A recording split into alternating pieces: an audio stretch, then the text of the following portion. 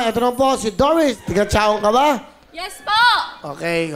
So, ikaw ay naging isang Miss Queen of the Night po. Queen of the Night. Yes po. Okay, kailan nangyari to? March 17, 2017 po. Ano year mo na? Grade 9 po, bali third year po. High school. Opo. So, junior ka. Yes po. Ba't ka sumali dito? Kasi po gusto ko po matulungan po yung mga pinsan ko po.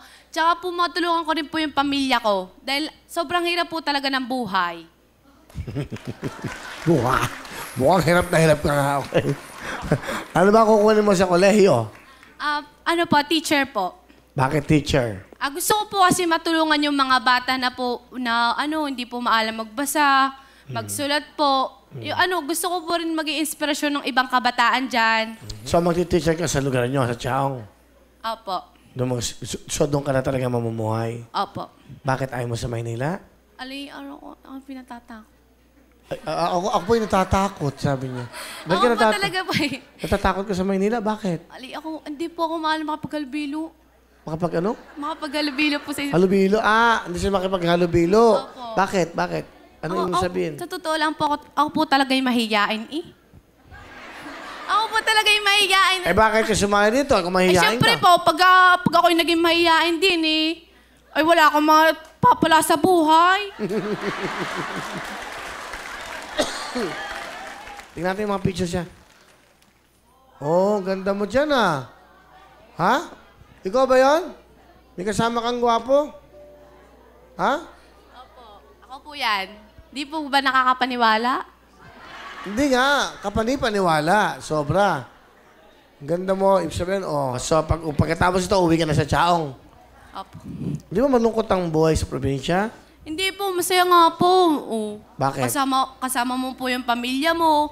Yung wala kayong inisip na problema, yung kayo-kayo lang. Pag dito sa Maynila, nakakatakot. Bakit? Ako po takot hindi. First time ko po talaga nagpunta po dito. Hindi pa po talaga ako. First time mo sa Maynila? Opo, nung sumakay nga po kami ng tren, ako po hindi maalam. Nagpapaturo pa po ako. Talaga? Napunta ka na ba sa mga malls? Hindi. Dito po. Hindi pa rin po eh. Hindi pa nga po. Promise. Nakakatawa naman. May mga ganun pa ba ng mga bata, simpleng buhay. Sige, pakilala mo na sino kasama mo. Pinapakilala ko po! Sige. Excited, gano'n. Masayahin. Go. Pinapakilala ko po sa inyong lahat ang aking napakagwapong ama, si Tatay Mowel! Magandang gabi, Kuya Will! Okay! Masayang pamilya. Go! Tatay Mowel, ang gwapo ng tatay mo Mana po ako dyan! Okay, Tatay Mowel, ikaw ay tubong Quezon. Opo, Ano trabaho niyo sa Quezon? nagpapares po ako dito sa Makati. Nagpapares. Pares, yung Pero yung anak nyo nasa probinsya. Umuwi din kayo ng probinsya. Lingguhan ako na uwi. Ba't kayo napunta ng Makati? Na doon ang paghahanap buhay na marangal. At saka... Ang ganda ng katawan ng tatay mo Lagi po yung nag-gym? Nakakatuwa naman. Nung nalaman nyo sasali siya rito, ano sabi nyo? ako'y natutuwa at ako'y umuwi. Umuwi ako sa amin, sa Chaong. Okay. So, nauwi kayo. Tapos, anong usapan nyo nung nanay niya? Sabi sasali nga daw dito sa Wawawi. Ako'y natutuwa nga at... Buti sinamahan nyo tong inyong dalanginding. Wala ibang sasama dyan at nakula.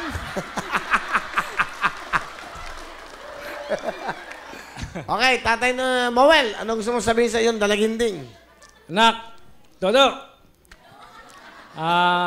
kahit ako ay lingguhan man lang na uwi, tatandaan mo, kung ang problema ko ay ako'y high blood, pinipilit kong maghanap buhay para sa inyo.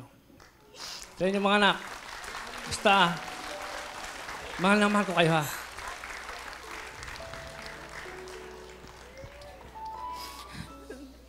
Tay, sorry po sa lahat ng mga nagagawa ko. Alam ko po na kulang pa lahat ng mga sasabihin ko. Sorry. Alam ko po na nagpapakapuyat kayo para sa amin. Pero ang ginagawa namin, nagkukulit kami. Ang pasaway-pasaway namin sa inyo.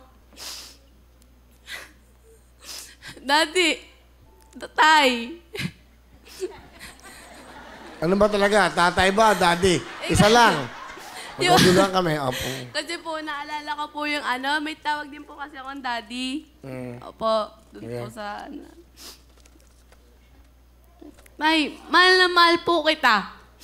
Huwag niyo pong iisipin na hindi po namin kayo mahal. Salamat. Maraming salamat po. Kundi dahil po sa inyo, wala. Hindi po kami makakapag-aral. Mahal na mahal po kita, tay.